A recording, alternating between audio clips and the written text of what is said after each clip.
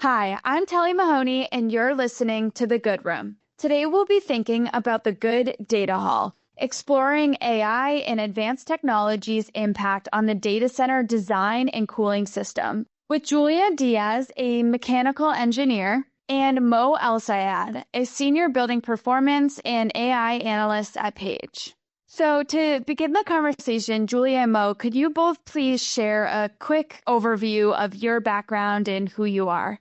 Julia Diaz. I'm a mechanical engineer, and I have spent most of my career doing energy efficiency optimization work. Started in buildings, did a lot of work in casinos, which are actually really similar to data centers. Surprisingly, they're 24/7 facilities. You lose a lot of money when they're down. And I did energy efficiency work at Meta on their data center team for about 7 years. I'm Mo Elsayed. I joined Page about 3 years ago, right after my second PhD in engineering. And my background is in architectural engineering. Then I crossed the gap to computational design, and then another gap to automation engineering, which is basically autonomous integrated systems. So my PhD was on autonomous drones. So in order to work on autonomous drones, you need to leverage a lot of information, a lot of data, and process them. And this is not viable through the old school classic computing. So that got me into machine learning and artificial intelligence, and that was around 10 years ago. Great, thank you. And I think that both of your background will be really complementary to the conversation that we're having today. And to just set up the main portion of this conversation, I was thinking that we could just provide some context on what a data hall is and what AI specifically is before we dive into what that intersection is. So, Julia, could you open up our conversation by thinking about what is a data hall? What does that visually look like?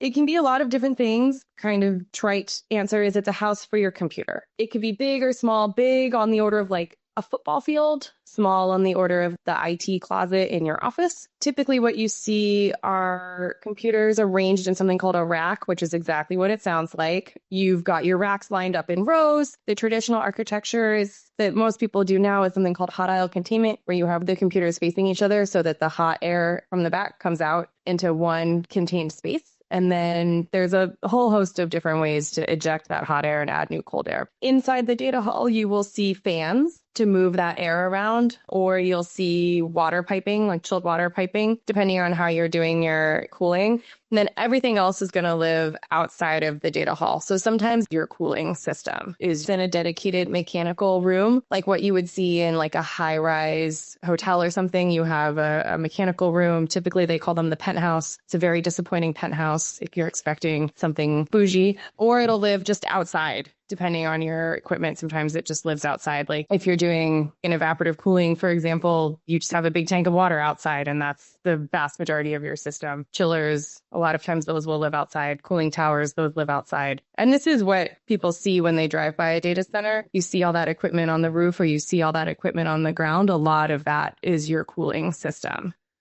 Thank you, Julia. I think that provides a really clear visual. So just the last bit of context here. Mo, could you explain what we mean when we say artificial intelligence? What are we asking that computer to do when we say we're using AI? Artificial intelligence, by definition, is when we train the computer to do something and infer information and data sets, and it gives us a result or an answer that is not confined within the input. This is the moment when you say, okay, this is machine learning. The computer did learn something. To simplify it, the ChatGPT, the most well-known large language model, it gives you a result based on learning from all the information online, right? So it has all this body of literature, so it can give you an answer. It has the logic to connect the dots and to generate answers in a myriad of topics. So what we see on our side, the biggest change has been something called densification. So if you want to think about energy per square foot in a building, a lot of the latest hardware that people use to run these models is about 10 times more energy intense per square foot than what we saw even 3 or 4 years ago. And so what you end up doing, and the real paradigm shift that this is driving, is it becomes really difficult to use air to cool something that's that dense. So if you think about like taking a step back, how long it takes to boil a pot of water versus how long it takes to run a space heater and heat up your room, air contains a lot less energy than water does. And so with the less dense, the old hardware, you could use air. You could move air through the rack. It would take all the heat away, and everyone was happy. And now with this 10x densification, what we see is that a lot of times we run into the limit of physics with air and how much energy that air can take away from the computer. And so people are having to switch to using liquids like water to cool that hardware. And that drives a total redesign in how you make your building because what's inside it has fundamentally changed. Bringing that back to the technology that we're using, it has a huge impact. And this is the whole new idea that we're discussing. And it's the $1 million question, actually $1 billion. The situation is, since the computing power has changed, or the way that you're computing has changed. So the classic data center used to have a CPU, a central processing unit. The technology is jumping into GPU, a graphics processing unit. And those two different components have very different behavior. At the end of the day, you're cooling a chip. That hasn't changed. But the way or the concept of cooling this chip has opened up other doors and other capabilities that would have otherwise not been viable only with CPUs. So there is this question, what is the most efficient way to cool these new data centers? And that opens up the door to mix your cards a little bit. And the concept here is that you have this limited space, right, that you need to cool. And then how much can I reduce from the amount of air circulating through this confined space, or reduce the amount of water if it's liquid, to reduce the amount of energy that I need to cool the air or cool the liquid. And then there is the hybrid. Okay, how about in certain months? So you have to think more about the locations where we are and how the weather patterns are. Do we have dry winters but humid summers? Do we have humidity throughout the year? Do we have dry days and humid nights? Like, what's happening? And depending on that, you do all these permutations like, okay, let's try this system. No, let's try a hybrid of that system. No, let's try 30% of that system, but 70% of the other system. And this gives us this amount of savings that we're aiming for. So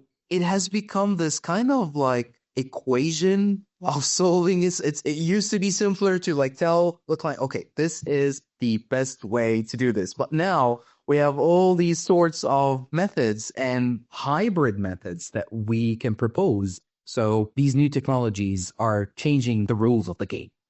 Something that I want to pull out of that is the concept of efficiency as reduction, because I think that's really important. It can be easy to say, oh, we'll be the most efficient, we'll be the most green by throwing some new technology at it or some whiz-bang algorithm. And there's definitely space for that. But I think at its heart, to me, that's really what efficiency is. It's doing more with less.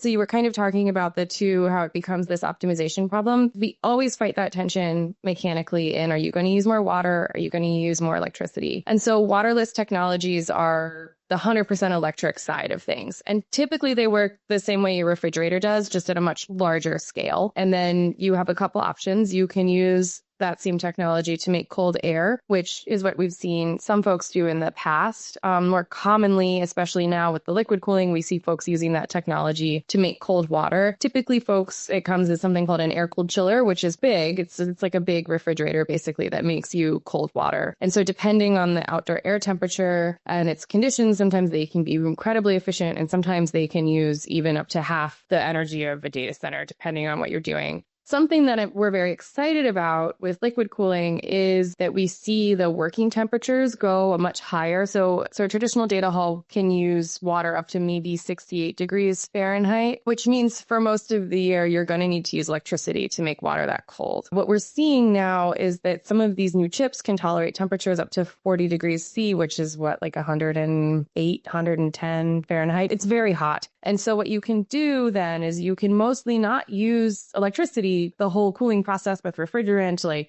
and instead you can just kind of use a fan to cool off the water for like 99% of the year. And that's super efficient. It's very efficient. That's something people will call them either fluid coolers or dry coolers. You see them a lot in other industrial processes and like refineries and food processing and that sort of thing. And we're actually seeing now in a couple of crypto mining facilities, they will take the fluid that's directly touching the chip and just run it outside into that fluid cooler and bring it right back in. And you can do this in a really hot place. We see people doing this in like West Texas because you just need to get that water below like 105 degrees Fahrenheit. That you can do at most places in the US most of the year. And so that's something that has the potential to be a huge paradigm shift for the industry and just really use a lot less electricity. But we don't see that a ton of places. Normally it's the refrigeration cycle. Yeah, and while we're thinking about this efficiency by reduction and decreasing the amount of electricity that's required in these spaces, I am thinking about another sustainability goal that clients might have. Are you seeing many data center clients that are looking to reduce their carbon footprint? Two big players that I'm familiar with, both Google and Meta, have these really ambitious carbon reduction goals. And we see carbon in data centers in a couple different places. The main place we see something called embodied carbon, the carbon it takes to make the data center, is in the concrete. Data centers use vast amounts of concrete, and it's incredibly carbon intensive to make concrete. And so the main place that I see people anyway, doing embodied carbon reductions is in the concrete itself, is looking at different mixes, looking at ways to make it lower carbon. People will actually use it for carbon capture. Sometimes they'll pump CO2 into the concrete to have it in there as it cures. There's a whole bunch of stuff happening there. And then in terms of the operations, mostly we see people focusing on their electrical sourcing. There's a couple different ways you can do that. A lot of folks will say they're 100% renewable powered. There's a lot of different things that can mean. And Google in particular is really trying to be 100% renewable powered 24/7, which is a totally different ballgame than just saying, hey, we have enough solar panels that over the course of a year, they generate the power we're using. Google is saying for every point in time, I want all of the electricity going into my data center to be generated by a non-carbon producing source, which is totally different. And so those are the big trends that we see. I think it depends on your perspective, though. So let's put it this way. You're sitting on your couch, having your phone in your hand, and you are unaware where's the energy that is being consumed or the carbon dioxide that is being emitted on behalf of your very, very small phone that you have in your palm of your hand, and you're doing a simple process on, or like asking a question, or like putting in a prompt to ChatGPT. So to reel that back in, why do we have to care, and why the sector of data centers, data halls, under extreme scrutiny from people and from the media and from everyone thinking about that? It's because it is both intensive in two ways. The first way, which Julia mentioned, was the sheer size of these data halls. As we rely more on these systems and these AIs, and the other side of it is that we also need to cool these systems. So this is the ongoing process. The energy that we consume to cool these systems requires a lot of resources, and then that means more carbon dioxide. So this is the other part of the equation here. So two sources of carbon dioxide: the building itself and then the process in it. And then as we rely more and more on these AIs and cloud computing, we rely more on these data centers, and which means that the service providers, they are being these big emitters of carbon dioxide. And it's not that they want to, it's just the demand is so high, you have to build more data centers and more data halls, and that means way more carbon dioxide emitted. So this is why we need to think about ways and methods to reduce that. So the first way is materials, which is like carbon that is embodied into concrete. So recently we had data centers that were built out of mass timber, and that reduces that kind of carbon. But then the second portion of it, which we're talking about today, which is like the methods of cooling, and that also reduces that carbon footprint significantly. Yeah, and you mentioned that the demand for data centers is increasing. That's a trend that we'll continue to see. So I'm curious, when you're thinking about the data center design, are you thinking about scalability for the infrastructure there?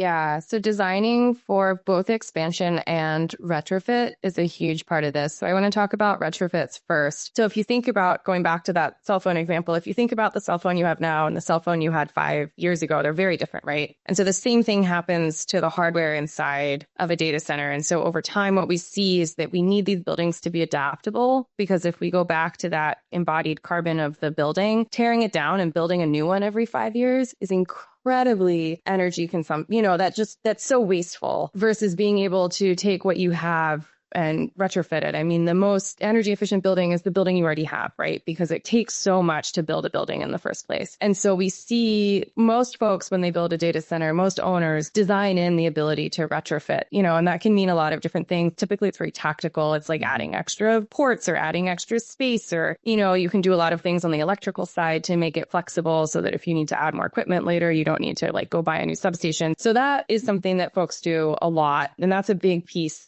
of reducing people's carbon footprint, because once it's built, getting the most out of it is huge. Kind of tied to that concept of retrofitability is expansion. When you build a data center, typically you're not just building one on a little island, you're typically building a whole campus of them. And so you think about how they're all going to work together and expand. Pretty much every data center I've worked on, they have extra land, or they have extra power, they have extra water. And so from day one, the conversation is, okay, we're going to build one. And then when we build the next one, what will it look like? What do we need? How do we ensure that we don't need to like redig a pipe or rerun electrical wire? So it's something that folks typically just do from the beginning.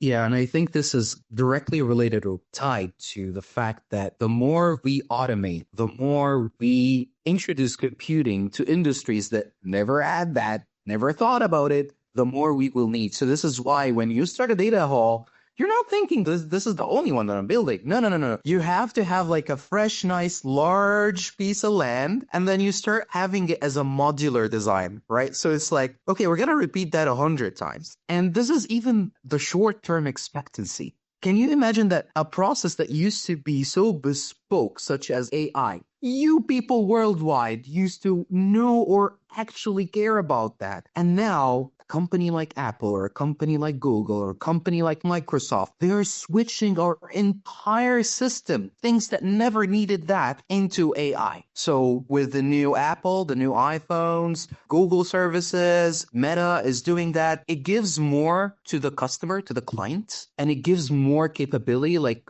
who wants the normal emoji when they can have a customized emoji to encapsulate the moment? So that really comes into play and like, okay, this is going to sell well, right? So we need to incorporate it in every single one out there, every single phone. So that automatically overnight, we didn't multiply that. We actually, I don't know how, like, what's the mathematical formula to this? It's like X 1 million, 10 million, 1.1 billion, the demand that you had yesterday. So the extension is embedded. It's baked in the DNA of data halls. They are born with the future in them. With these technological advancements, I often think of it as kind of inherently uncertain. When you're thinking about expansions, modular designs, how are you thinking about the fact that you might have no idea what's thrown at you in 10 years' time? Oh, yeah. No one has any idea what's coming. Yeah, the uncertainty here is that technology that we're dealing with is called disruptive technology. This is the kind of technology that we do not know or can't anticipate how much we're progressing. And the anecdote here is that with the introduction of open large language models and AI to the wider adoption, it's even now leaping faster than it used to be. So before the AI, we kind of expected that the efficiency of the processor chip is going to double every couple of years, right? So from the Intel 8th generation to the 9th to the 10th, like we could actually predict, we could draw a line on a curve and say, okay, this is where we're going to be in like 10 years. But now, because there is this new thing that is AI and machine learning, the disruptions has been even a faster increment. So it's like we don't need to wait a year. So in the matter of, I think maybe 6 months, we had GPT 2.5, 3, 3.5, 4, 4.0, 4.1. Like it is just every few weeks we have something new and we have new capabilities, and the industry is discussing new chipsets or new capabilities. So it's even catalyzing the process of the new technologies. So we have absolutely no idea what's going to be there, not even 10 years. We're talking 5, 4 years. Oh, 18 months. 80, yeah. Yeah. The new Smart USA initiative by the NIST, it has the timeline of 36 months to come up with a backbone for digital twins. 36 months. This is how cramped we are on a timeline, and we need to get something new out there. Like, you can extrapolate from that how disruptive this technology is going to be. What we see in the built environment is data centers have always had this tension, and we talked about it a little bit, between the lifespan of the building and the lifespan of the hardware, right? I mean, you build a building, you want it to last, 20, 30 years. That's a reasonable timeline for a building like this. If you're putting new hardware in there every 18 months and you don't know 18 months from now what it's going to be, that is hugely problematic for people, because they want to make sure that these investments, like, it takes 18 months to build a building, and that's pretty fast for a data center. If you break ground tomorrow and then 18 months later you've built something that's useless, that's a huge waste. And so we see people doing all sorts of things to try and account for this disruption. And I don't think anyone's figured out a magic bullet answer, but it's definitely something that is top of mind for people every day. Something we've seen that's been really interesting is some of the 20-year-old data center designs, because they were built before we were really, really good at air cooling, have actually proven to be more flexible. And we've seen them kind of come back into vogue over time with this new hardware, because 20 years ago, people had to design for flexibility the same way that we're having to today. So that's been really interesting to kind of go back in the archive and see, like, oh, well, this worked. Maybe we do this again, even though kind of fell out of favor. It wasn't the most efficient thing for the past 5-10 years. So that's the same mic drop, that it has the same effect as we are saying that today in 2024, we are recommissioned nuclear plants in Pennsylvania. Exactly. This is how funny it is. Yeah, it's been interesting just to kind of go back and see the designs that have really stood the test of time, and say, oh, maybe these are a good fit for the next round of disruption. Yeah. Mo, you just talked about the nuclear plants and those being decommissioned. And I'm curious, kind of off of that, with energy changes. So people think about being less reliant on the power grid, or how nuclear energy can impact. How are you thinking about those concepts with data centers? This is a new chapter for everyone, actually, from policymakers to clients to engineers and architects. Everyone's asking, how can we cater for this high demand? It's for two reasons. The first one is that power grids are not linear in their behavior, meaning there is a point in time where you have extreme high demand, and then there are points of time where you have lower demand. So the same is happening with the data halls, that we cannot predict when you are going to have this extreme spike in energy consumption. And the other part, or the auxiliary part to that, to understand why we thought that this is linear, like this used to be the case with the CPU technology, with the last generation of data halls. The new generation of data halls is based on GPUs. And the difference here is that CPU, they run even on idle, they're running on their same energy demand. You can basically average it to a flat line, so you can expect how much energy it's using. Now, with the GPU, that is a different story. The GPUs, they are like a race car that basically sometimes goes into the 5th gear, 6th gear, and they're running fast, blazing hot fast. And then when you're not needing them, when you're not requiring extreme energy from them, they go back into idle, and idle does not use as much electricity. With this extreme change and swings in the energy, our normal city grid does not have that kind of flexibility when it comes to catering for demand. So what you will see is that you will see blackouts. You will see parts of the grid will shut down because we cannot cater for that. We do not have enough power. So where are the sources of energy, and how can I offset that with something that is flexible and green? We have hydro, and then we have solar, which is pretty good, but it's also not that flexible, given that you're depending on the sun. And then the third, which is wind power. Yes, you need like a huge wind field to be able to generate enough electricity for that. So with this, we're thinking again about something that generates so much energy, such as nuclear power. And anecdotally, it is green. Nuclear power does not have much carbon footprint per se. It has other challenges such as getting rid of the radioactive material and the risks of operation. We're even seeing now new technologies similar to the one that you have in a submarine, basically. You have your own small nuclear generator that powers the data hole. So whether it's a small nuclear generator or a big nuclear generation plant, all of these are just, we're thinking about ways and methods that we can offset this generation of energy, can offset this amount of energy without having such a huge impact. Yeah. And to add to that, so I'm in California. We've had an unstable electric grid for like years and years and years. And what we see is that as we add more renewable sources to the grid, it just becomes more and more unstable. And you need to make these really fundamental changes to how the electric grid is designed and how it runs in a way that is much bigger than data centers. I mean, it's electric cars, it's decarbonization, it's old infrastructure, to be honest, that we should be replacing anyway. And it becomes this much larger conversation that I think data centers have been kind of the canary in the coal mine for, because they are an easily identifiable new large source of power consumption. I mean, something like half of all new cars, I think, sold in California last year were electric. It's huge. It's a game changer in terms of the electric grid, but because it's individual people, it's much harder to be like, oh, well, your electric car is causing grid instability. It's much easier to say, oh, well, it's the data center down the road that is having problems. And I think that also provides a really great opportunity. Like,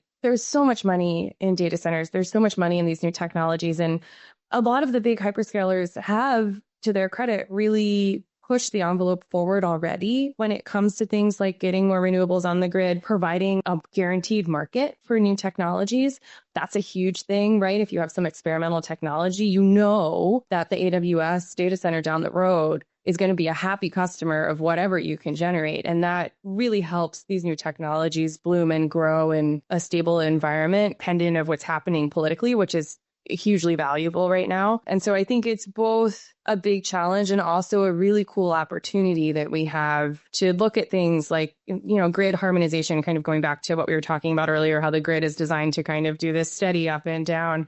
With these new AI loads, I mean, I've seen sub-megawatt jumps in power. Yep. That's huge. That's like turning on, I don't know, 1,000 houses at once from 0 to 100% in a minute. And so if there's a time and a place to really talk about how we change the way that we interact with the electric grid, these data centers are a huge opportunity to talk about how do we make the grid smarter? How do we interact with the grid? It already happens at a small scale, depending on where you are. For example, my house, I get charged every 15 minutes for power based on how many other people want power. My parents in Western Maryland, a person comes to their house once every couple months and writes down how much power they use. There's a huge gap in terms of the data we have and our ability to interact with the grid depending on where we are in the US specifically. And I think this is a huge opportunity to have the money and have the drive to really make those upgrades everywhere and get us into that dialogue with the grid in a way that will change everything, not just data centers. It'll change,